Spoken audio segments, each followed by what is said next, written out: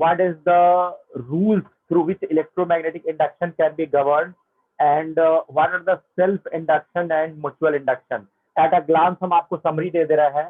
Actually में अगर हम एक कोयल ले लेते विथ सेल तो इसको प्राइमरी कहते, और इसमें इसके नियर अगर हम एक मैग्नेट मूव कराते तो देखते कि उस मैग्नेट के मोमेंट से आपको उस कॉइल में करंट मिलती.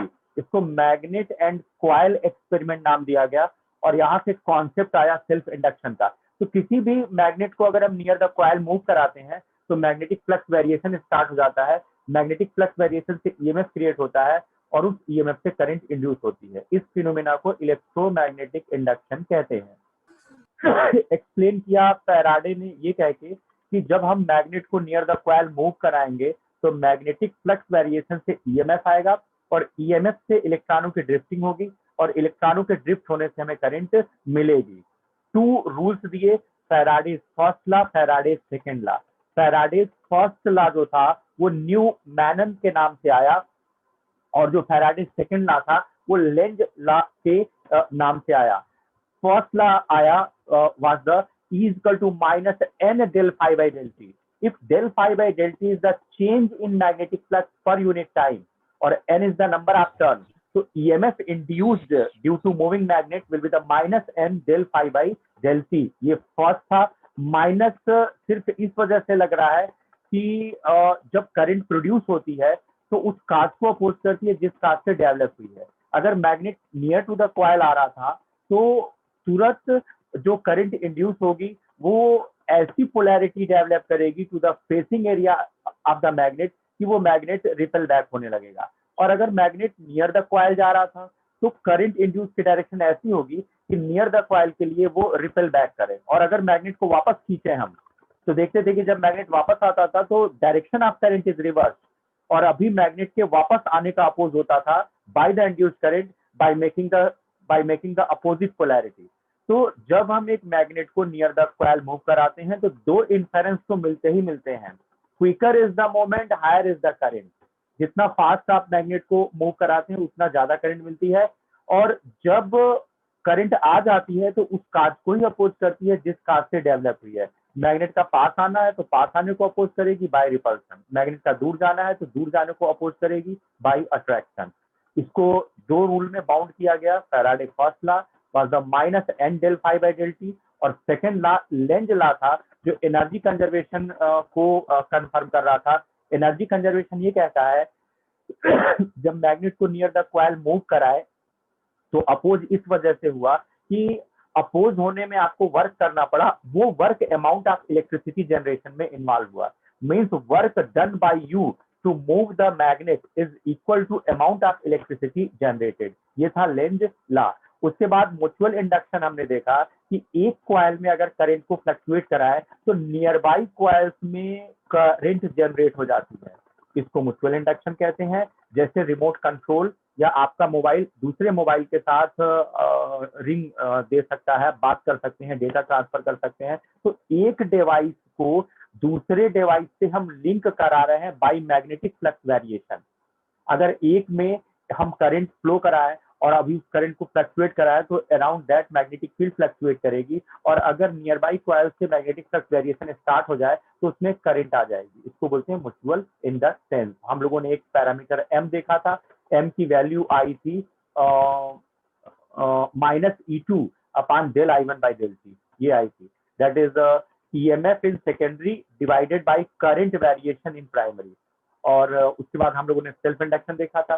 सेल्फ इंडक्शन क्या था? एक स्ट्रेट वायर को स्ट्रेट ना रख करके अगर हम उसको क्वाइल्ड आर्मेचर में कन्वर्ट कर लें, यानी कि जो स्ट्रेट वायर होते थे अगर उनको हम सोलेनॉइड में कन्वर्ट कर लें तो इनका रेजिस्टेंस बिहेवियर छोड़ दीजिए, अब इनका मैग्नेटिक बिहेवियर स्टार्ट हो जाता है. ये जैसे ही करंट पाते हैं एक स्ट्रॉन्ग मैग्नेटिक फील्ड जनरेट कर देते हैं. और अब अगर हम ऐसे कॉइल में करंट को चेंज करने की कोशिश करेंगे तो ये करंट चेंज नहीं होगी. रीजन, जब मैग्नेटिक फील्ड जनरेट हो जाएगी और आप करंट को घटाएंगे बढ़ाएंगे तो मेन करंट घटा बढ़ा रहे हैं, और मेन करंट के घटाते बढ़ाते ही तुरंत मैग्नेटिक फील्ड फ्लक्चुएशन स्टार्ट हो जाएगा. मैग्नेटिक फील्ड फ्लक्चुएशन होते ही मैग्नेटिक फ्लक्स लिंकेज चेंज हो जाएगा. मैग्नेटिक फ्लक्स के चेंज होते ही एक इंड्यूस करंट आ जाएगी, उस कार्य को अपोज करेगी जिस कार्य से डेवलप हुई है। अगर मेन करंट बढ़ाने से डेवलप हुई है तो मेन करंट के अगेंस्ट फ्लो करेगी, सो दैट मेन करंट अपनी वैल्यू ना बढ़ा पाए। और अगर मेन करंट घटाने से इंड्यूस हुई है तो वो मेन करंट को सपोर्ट करेगी कि मेन करंट बढ़ जाए, ताकि इंड्यूस्ड करंट अपोज कर सके मेन करंट में वेरिएशन का। तो हमने कहा था कि सेल्फ इंडक्शन का यूज हम वोल्टेज स्टेबलाइजिंग में करते हैं। अगर हम किसी भी डिवाइस के साथ सीरीज में टर्न्ड कॉइल लगा दें तो ऐसी सर्किट्स में हम करंट फ्लक्चुएशन को रोक सकते हैं, क्योंकि वहां एक मैग्नेटिक फ्लक्स लिंकेज हो जाएगा। अब करंट बढ़ेगी तो फ्लक्स चेंज होगा, करंट घटेगी तो फ्लक्स चेंज होगा, फ्लक्स चेंज होने से इंड्यूस करंट आएगी, इंड्यूस करंट मेन करंट में होने वाले चेंज को अपोज कर देगी। इस तरीके से मेन करंट कांस्टेंट होगी। इतना हम लोगों ने देखा था। आ जाइए motional EMF and rotational EMF. Motional EMF, motional EMF क्या है? अगर हम एक रॉड ले लेते और उसको लेके मैग्नेटिक फील्ड में दौड़ते तो इसके एंड पर एक पोटेंशियल क्रिएट हो जाता, that is called the motional EMF. कैसे क्रिएट हो जाता और कितनी वैल्यू का क्रिएट होता, यही हम लोगों को देखना है। ये हर साल 2 मार्क्स में आपसे पूछा जाता है।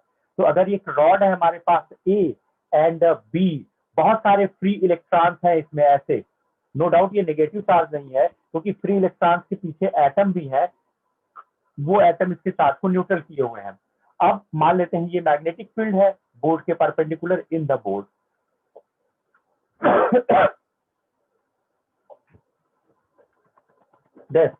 और अभी हम एल लेंथ के कंडक्टर को लेके दौड़ने वाले हैं वी वेलोसिटी से परपेंडिकुलर टू मैग्नेटिक फील्ड।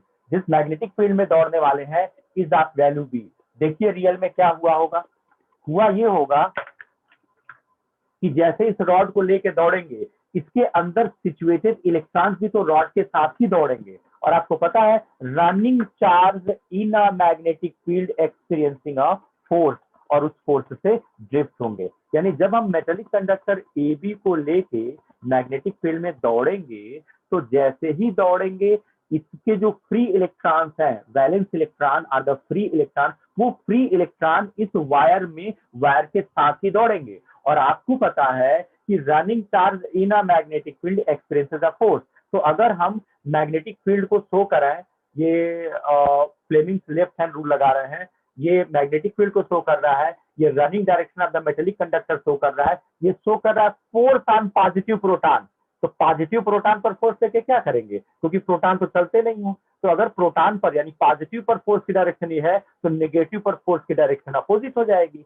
इसका मतलब है जैसे ही मेटेलिक कंडक्टर लेके दौड़ेंगे मैग्नेटिक फील्ड में free electrons down side force gain करेंगे, और डाउन साइड फोर्स गेन करते ही ड्रिफ्ट होंगे, और ड्रिफ्ट होंगे तो नीचे खिसक आएंगे। जब नीचे खिसकेंगे तो लोअर एंड नेगेटिव होगा, ऊपर से हटे हैं तो ऊपर का एंड पॉजिटिव होने लगेगा। एक टाइम होगा जब तक ऐसा होता रहेगा। कब तक ऐसा होता रहेगा हम आपको बता रहे हैं, उससे पहले दोबारा सुन लीजिए।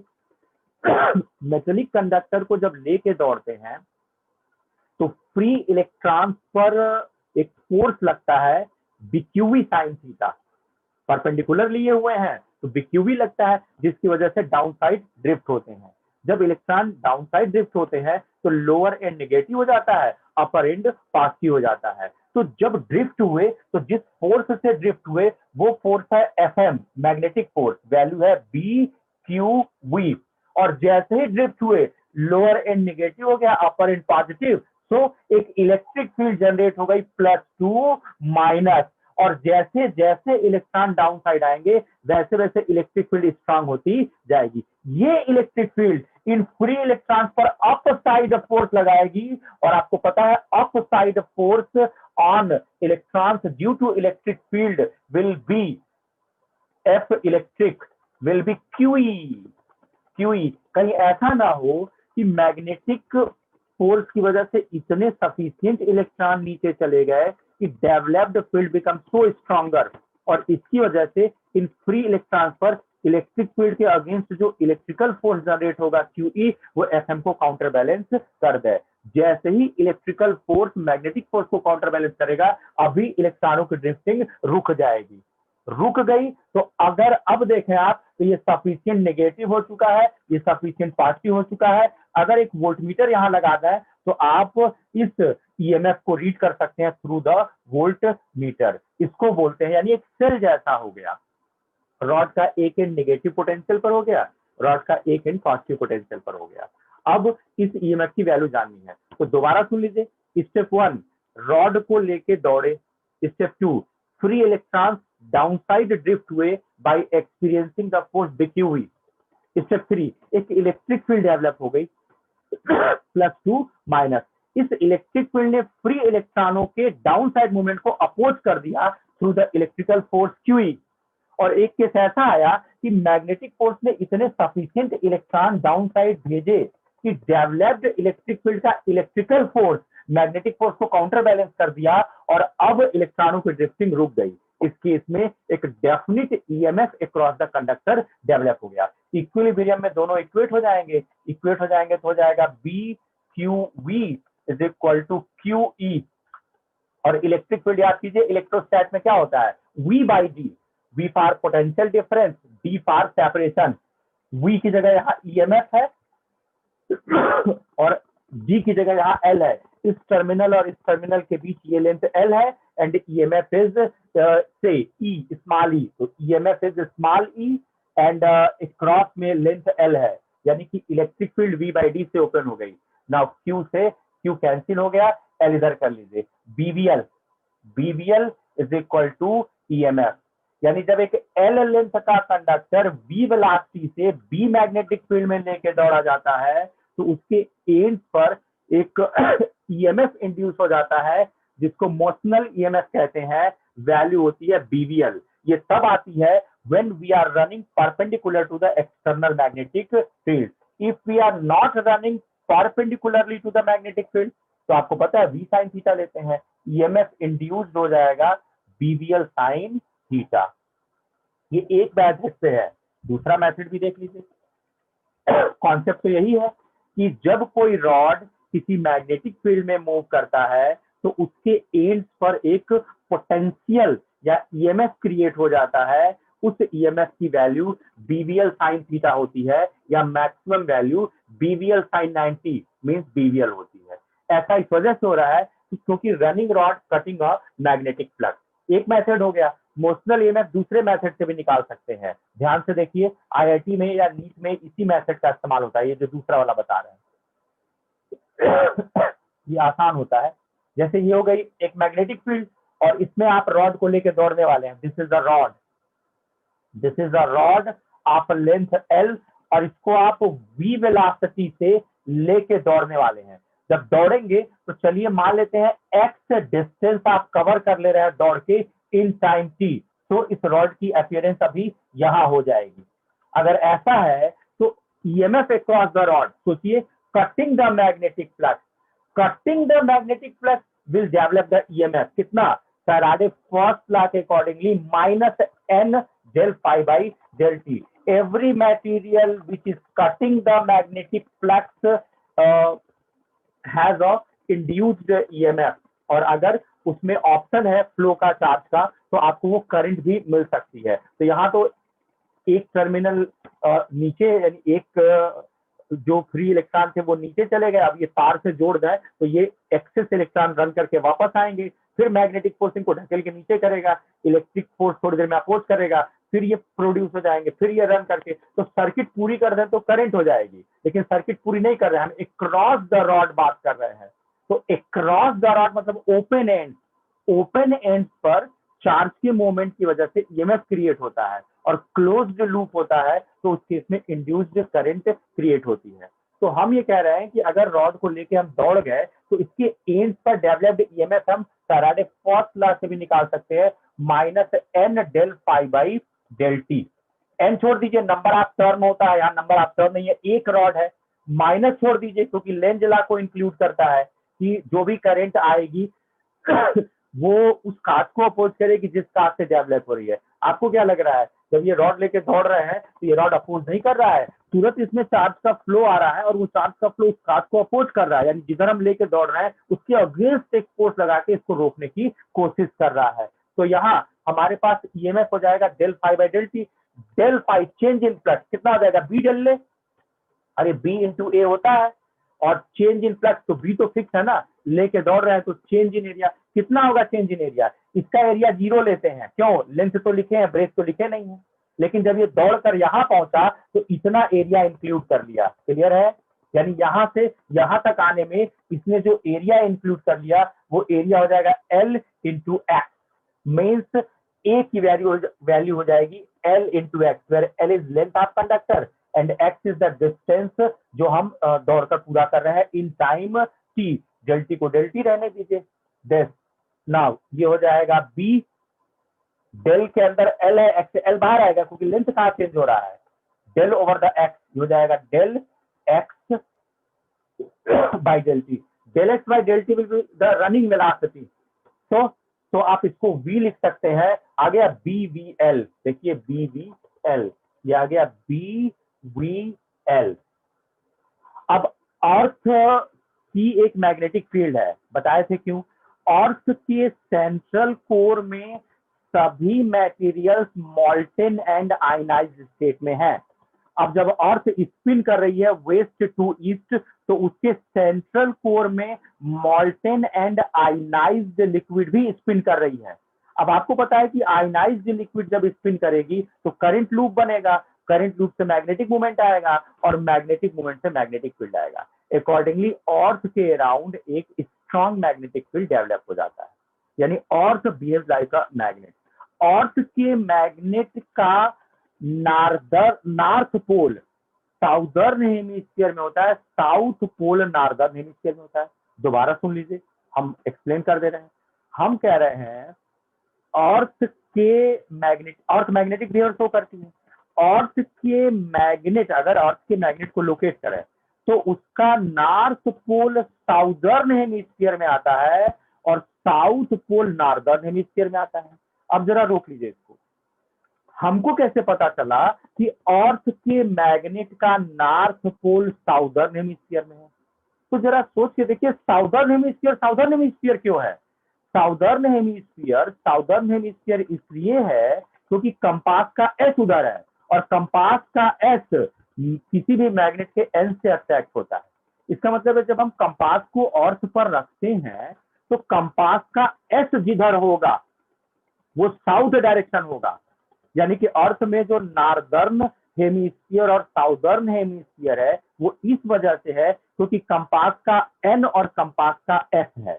कंपास का एन अर्थ पर जिस तरफ होगा that will be the northern hemisphere, S जिस तरफ होगा that will be the southern hemisphere. अब एन अगर नॉर्दर्न हेमिस्फीयर है तो एन नॉर्दर्न हेमिस्फीयर की तरफ क्यों है कंपास का? क्योंकि अर्थ के अंदर मैग्नेट का एस है उधर, क्योंकि अभी हम हाथ में एक मैग्नेट लें, दूसरे हाथ में कंपास लें, तो मैग्नेट के जब एस के पास हम ले जाएंगे कंपास को, मैग्नेट के एन के पास ले जाएंगे कंपास को, तो फट से उसका एस अट्रैक्ट होगा एंड वाइस वर्सा। तो इसका मतलब है कि अर्थ का नॉर्दर्न हेमिस्फीयर इसलिए है क्योंकि कंपास का एन उधर है। अब कंपास का एन क्यों उधर है? क्योंकि अर्थ के अंदर जो स्पिनिंग है मॉल्टेन एंड आयनाइज्ड लिक्विड की, उससे जो मैग्नेटिक फील्ड क्रिएट हो रहा है उसका एस उधर है।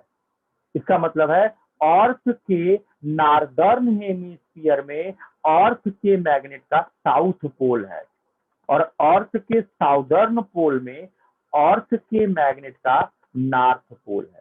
तो इस तरीके से अर्थ के मैग्नेटिक बिहेवियर का इस्तेमाल हम करके कंपास को यूज करते हैं, यानी कंपास जो डायरेक्शन शो करता है वो अर्थ की मैग्नेटिक फील्ड से इन्फ्लुएंस है। अर्थ की मैग्नेटिक फील्ड उसको एक डेफिनेट डायरेक्शन में ओरिएंट कराती है और अर्थ की मैग्नेटिक फील्ड कांस्टेंट है। तो हम कह रहे थे कि इसका यूटिलाइजेशन हम अर्थ के मैग्नेटिक फील्ड के लिए कर रहे हैं कि अभी हम एक ट्रेन लेके दौड़े तो ट्रेन के दो पहियों, ट्रेन, कार, बस, ट्रक, तो दो पहियों के बीच एक रॉड जुड़ा हुआ है, एक्सल कहते हैं उसको, और अर्थ की मैग्नेटिक फील्ड अर्थ के परपेंडिकुलर भी है कॉल्ड वर्टिकल कंपोनेंट, अर्थ के पैरेलल भी है called horizontal component, at some inclination पर भी है। मतलब अर्थ की मैग्नेटिक फील्ड अर्थ पर इन डिफरेंट ओरिएंटेशन है, अर्थ के परपेंडिकुलर, अर्थ के पैरेलल, एट एनी एंगल। अब अगर कोई ट्रक या कार अर्थ सरफेस पे दौड़ रहा है, तो उसमें जो लोहे की रॉड है पहियों के बीच में, वो अर्थ की मैग्नेटिक फील्ड को कट कर रही है। अर्थ की मैग्नेटिक फील्ड को कट करते ही उस रॉड में एक ईएमएफ डेवलप हो जाएगा, बीवीएल। और ईएमएफ के डेवलप होते ही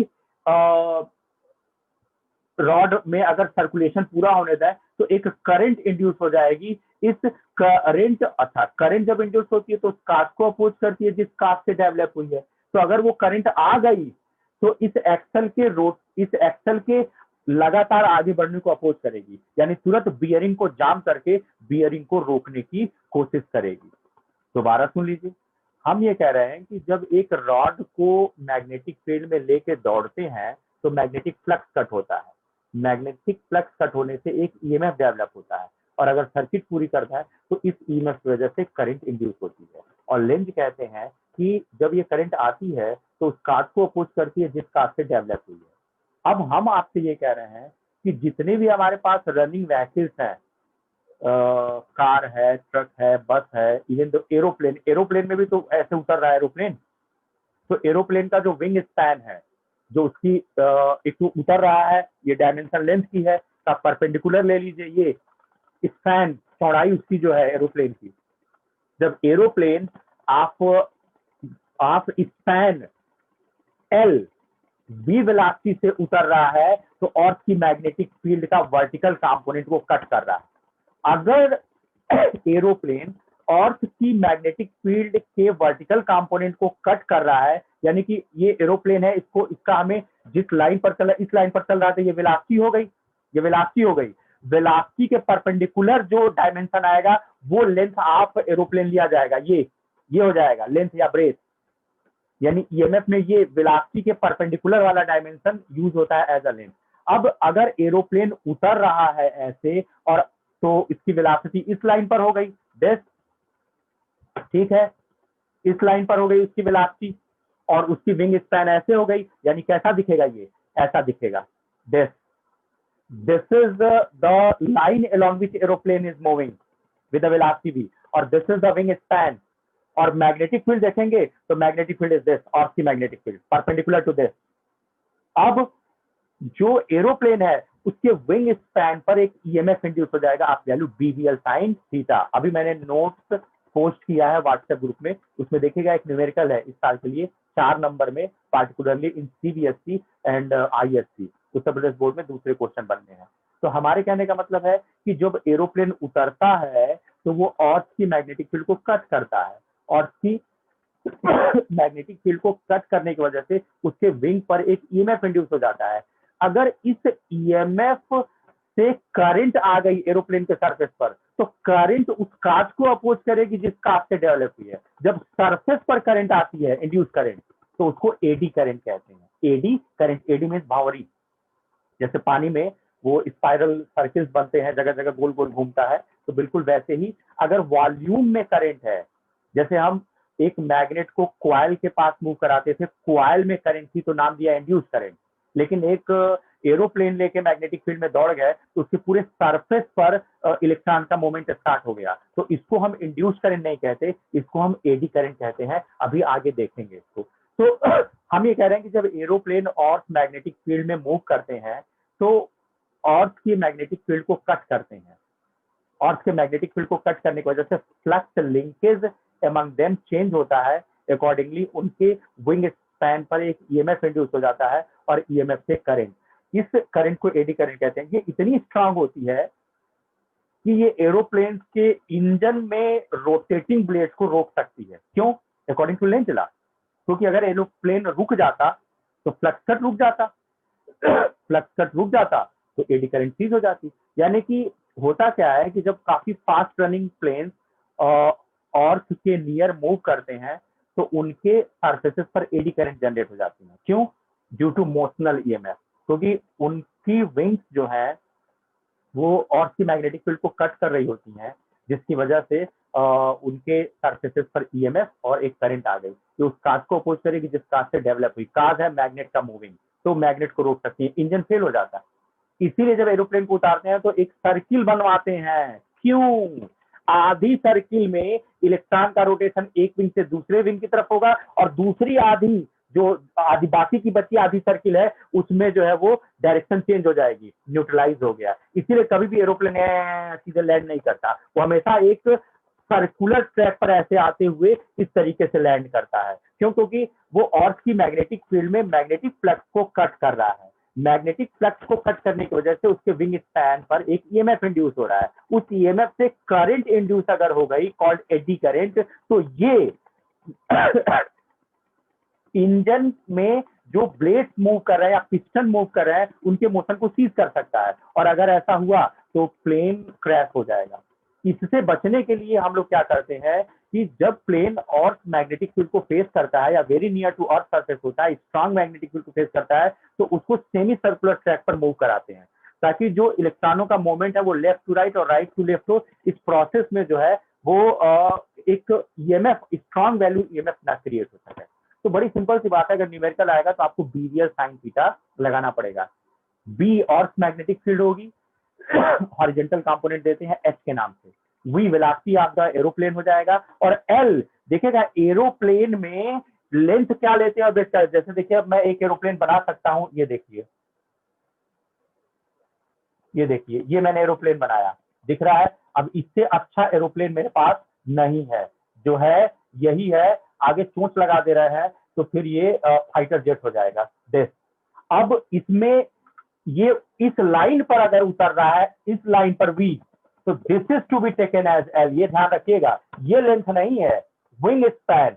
अगर अर्थ की मैग्नेटिक फील्ड ये है, this is horizontal component of earth magnetic field, तो इसके विंग स्पैन पे एक ईएमएफ इंड्यूस हो जाएगा, जिसकी वैल्यू आपको लेनी है बी वी एल। बी की जगह एच है, वी की जगह वी है, और एल ये वाली लेंथ नहीं, जिस लाइन पर चल रहा है उसके परपेंडिकुलर वाला पार्ट लेते हैं as the length of the plane, L sine theta. Theta कहाँ है? या कीजिए, चलने और अर्थ मैग्नेटिक फील्ड के बीच का एंगल ये है। तो आप सीधे सीधे लगा दीजिएगा, थीटा 30 डिग्री देते हैं। उसमें सॉल्ड एग्जांपल मैंने दिया है आपको शीट में। तो इस तरीके से एक एरोप्लेन अर्थ की मैग्नेटिक फील्ड में उतर रहा है विद द वेलोसिटी वी, तो उसके विंग्स पर जो ईएमएफ इंड्यूस होगा उसकी वैल्यू हो जाएगी एचवीएल साइन थीटा। इससे न्यूमेरिकल लग जाएगा। मोशनल ईएमएफ हमने दो तरीके से निकाला। एक ये कह के निकाला कि जैसे ही कंडक्टर मूव करता है इसके फ्री इलेक्ट्रॉन्स पर मैग्नेटिक फोर्स क्रिएट होता है, BQV, lower end negative, upper end positive, एक इलेक्ट्रिक फील्ड डेवलप हो जाती है। क्यूई, इलेक्ट्रिक फील्ड से developed electrical force magnetic force को अपोज करने लगता है, बैलेंस करा दिए। अब एक डेफिनेट अमाउंट की पोलैरिटी प्रोड्यूस हो जाती है, आप वैल्यू बीवीएल। हमने कहा एट एनी एंगल का केस होगा तो बीवीएल साइन थीटा। या फिर यहाँ आप ले लीजिए कि जब एक रॉड मैग्नेटिक फील्ड में मूव करता है तो पहले कहाँ था अभी कहाँ है, कि बीच आप एरिया वेरिएशन निकाल लीजिए। इस एरिया वेरिएशन से फ्लक्स वेरिएशन निकल जाएगा, और फ्लक्स वेरिएशन से आप देख रहे हैं इस सॉल्व करने पर आपको पता चल जा रहा है कि इस रॉड के लेंथ के अक्रॉस रनिंग वेलोसिटी के परपेंडिकुलर डायमेंशन पर, इस पर कोई एक एंड नेगेटिव हो जाएगा, कोई एक एंड पॉजिटिव हो जाएगा, यानी एक सेल जैसा ये बिहेवियर करने लगेगा। ठीक है, आ जाइए रोटेशनल ईएमएफ। अगर हम रॉड को लेके दौड़े ना, बट उसको वर्ल कराने लगे, अपनी एक्सिस पर वो रोटेट करने लगे, जैसे सीलिंग फैन रोटेट कर रहा है और उसकी मैग्नेटिक फील्ड वर्टिकली अप जा रही है और वो फैन की ब्लेड लगातार कट कर रही है। अगर फैन की ब्लेड उसको लगातार कट कर रही है तो फैन के सेंटर और फैन के ब्लेड के एंड के बीच एक पोटेंशियल डिफरेंस क्रिएट हो जा रहा है। इस पोटेंशियल डिफरेंस को रोटेशनल ईएमएफ कह रहे हैं। तो रोटेशनल ईएमएफ की वैल्यू देखिए कैसे कैलकुलेट करेंगे, आती है 1/2 बी ओमेगा एल स्क्वायर। कैसे आती? मीन्स वो रोटेशनल था, सॉरी मोशनल था, अभी रोटेशनल ईएमएफ आई, यही सब आता है इधर से।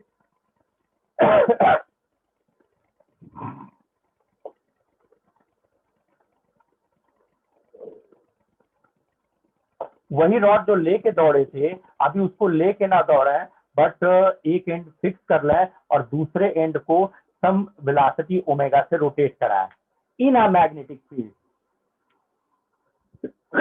ये इन अ मैग्नेटिक फील्ड है दिस, ये इन अ मैग्नेटिक फील्ड आप वैल्यू बी। तो जैसे ही रोटेट कराएंगे, अभी चलिए मान लेते हैं ये आर रेडियस का है, तो L length of the rod से ले लीजिए, यही रेडियस का काम करेगा। जब ये एक सर्कुलेशन पूरा करेगा ऐसे, तो पहले एरिया 0 लेते, क्यों? लेंथ तो है इसके पास, ब्रेथ नहीं है, तो इसका एरिया 0। लेकिन एक सर्कुलेशन पूरा करेगा तो पाई आर स्क्वायर, एक सर्किल का एरिया ये कवर कर लेगा। तो यहाँ ईएमएफ इंड्यूस्ड हो जाएगा minus N del phi by del t. अगर आपको जानना है कि इस रॉड का कौन सा एंड पॉजिटिव होगा, कौन सा एंड नेगेटिव, तो रूल वही पुराना वाला है। कौन सा? Fleming's left hand rule. Magnetic field board में अंदर है और इसको आप इस लाइन पर टेंजेंशियली मूव कराने वाले हैं। फोर्स ये आएगा पॉजिटिव पर, तो नेगेटिव पर आएगा डाउन। यानी इस रॉड के फ्री इलेक्ट्रॉन्स पर जो फोर्स आएगा वो डाउन साइड आएगा, तो लोअर एंड नेगेटिव हो जाएगा, अपर एंड पॉजिटिव हो जाएगा। इस तरीके से एक पोटेंशियल डिफरेंस क्रिएट हो गया, एक सेल जैसा हो गया जिसका एक एंड नेगेटिव है और एक एंड पॉजिटिव है। अब आपको पता है माइनस छोड़ेंगे क्योंकि लेंस जला है, एन छोड़ेंगे क्योंकि कॉइल के लिए नंबर आफ्टर यहाँ तो एक रॉड है, हो जाएगा del phi by del T. Del phi हो जाएगा बी डेल ए, अरे बी ए, बी चेंज हो नहीं रहा है, ए चेंज हो रहा है, अपान डेल टी। एक कंप्लीट सर्कुलेशन के लिए डेल टी की वैल्यू हो जाएगी टी। नाउ डेल ए कितना हो जाएगा? पहले एरिया 0 लेते, एक सर्कुलेशन का एरिया अगर लेंगे तो पाई एल स्क्वायर हो जाएगा, पाई एल स्क्वायर। और एक सर्कुलेशन का टाइम अगर लेंगे तो टाइम हो जाएगा 2 pi by omega, where omega is the angular frequency, 2 pi by omega. Now ये हो जाएगा B pi L square upon 2 pi by, तो ऊपर आ जाएगा ओमेगा, पाई पाई कैंसिल हुआ, आपको मिल जा रहा है 1/2 बी एल स्क्वायर ओमेगा। ठीक है, जो इसके पहले आया था BVL sine theta, B velocity से एल लेंथ का मेटेलिक कंडक्टर रन किया था इन अ मैग्नेटिक फील्ड, तो आया था बीवीएल साइन थीटा।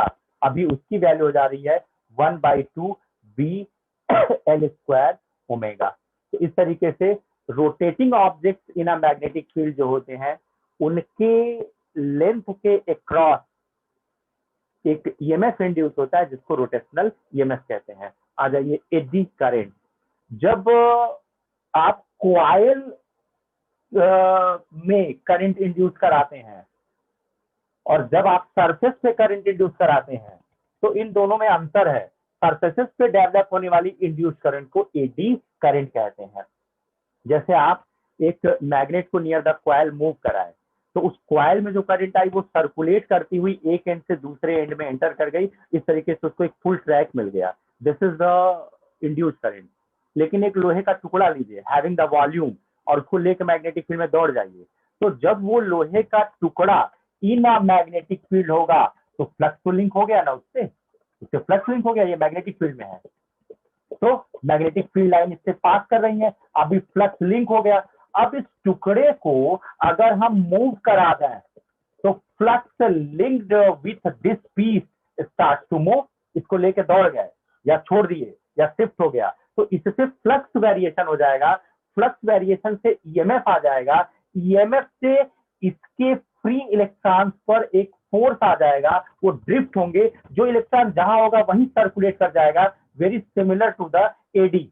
जैसे भंवरी होती है, दैट इज सर्कुलेशन होता है आप वाटर करंट, बिल्कुल वैसे जगह जगह इलेक्ट्रॉन का सर्कुलेशन आपको मिलेगा owing to the magnetic flux variation. और ये जो सर्कुलेशन मिल रहा है इसको बोलते हैं एडी करंट। ये आपको काम में नहीं मिलेगा, ये बाहर नहीं निकाल सकते। यही मेटेलिक कंडक्टर लेके दौड़े होते तो एक एंड पॉजिटिव एक एंड नेगेटिव, अगर शॉर्ट कर देते दोनों एंड या एक बल्ब लगा देते तो इलेक्ट्रॉन का फ्लो स्टार्ट हो जाता और आपको करंट मिलती। इसके पूरे वॉल्यूम में चीनी करंट लूप क्रिएट हो गया ड्यू टू फ्लक्स वेरिएशन, इसको नाम दे रहा है एडी करंट। और इनका एक ही काम है और वो काम है इंटेंस हीट क्रिएट करना, क्योंकि जब इलेक्ट्रॉन का मूवमेंट होगा तो कोलिजन होगा विद द एटॉमिक लैटिस, और कोलिजन होते ही हीटिंग क्रिएट होगा, यानी एडी करंट से हीटिंग क्रिएट करती हैं।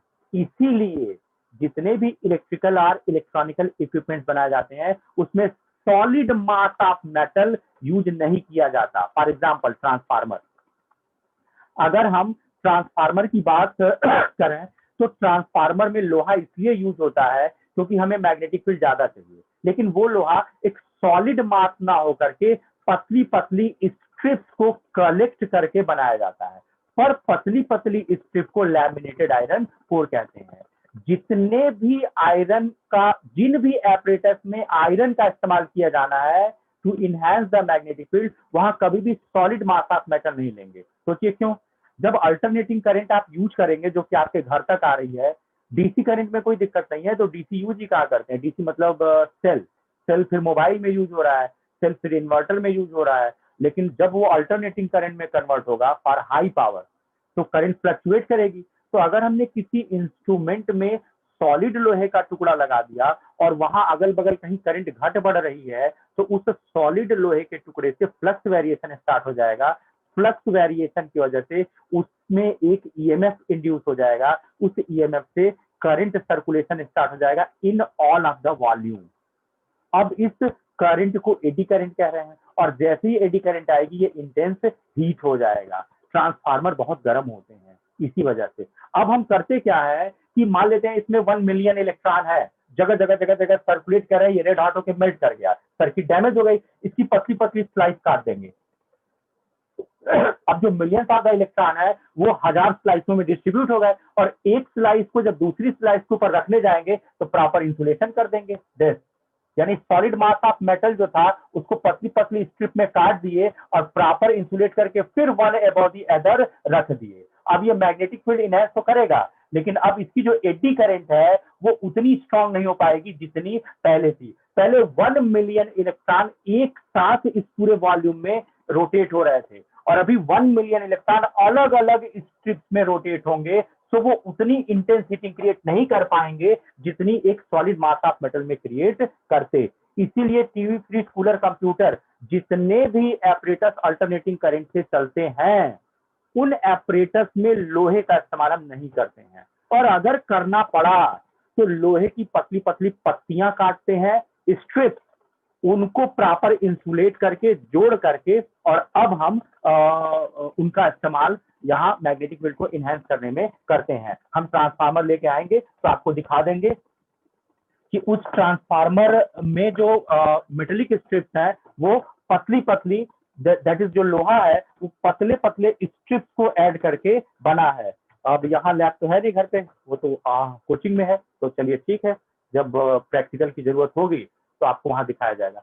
तो हम सिर्फ इतना कह रहे हैं, रॉड लेके दौड़े तो मोशनल ईएमएफ, रॉड को रोटेट कराए इन अ मैग्नेटिक फील्ड तो रोटेशनल ईएमएफ, मैग्नेट को नियर द कॉइल लेके मूव कराए तो इंड्यूस्ड करंट, और जब एक solid mass of metal magnetic field में मूव किया तो फ्लक्स वेरिएशन की वजह से उसके पूरे वॉल्यूम में करंट इंड्यूस हो गई, that is called eddy current. Eddy current is unwanted current. Unwanted का मतलब क्योंकि हम आयरन का इस्तेमाल मैग्नेटिक फील्ड को इनहैंस करने में करते हैं डिफरेंट एपरेटर्स में। तो जब iron time varying magnetic field face करता है, मतलब फ्लक्चुएटिंग मैग्नेटिक फील्ड, या कहीं करंट वेरिएशन फेस कर लेता है, तो करंट वेरिएशन से एसोसिएट मैग्नेटिक फील्ड और मैग्नेटिक फील्ड से मैग्नेटिक फ्लक्स, और अब करंट घट बढ़ रही है तो मैग्नेटिक फ्लक्स घट बढ़ रहा है। तो इस तरीके से वॉल्यूम में जब इंड्यूस करंट आती है तो उसको एडी करंट कहते हैं। अब आपके पास 3 इलेक्ट्रिकल इक्विपमेंट्स हो गए हैं। आपने सबसे पहले कैपेसिटर पढ़ा था, चार्ज स्टोरेज डिवाइस, वैल्यू थी सी, वोल्टेज अक्रॉस द कैपेसिटर था क्यू बाई सी, और सिंबल ये था। फिर आपने इलेक्ट्रिक करंट में रेजिस्टेंस पढ़ा था, एक मेटेलिक वायर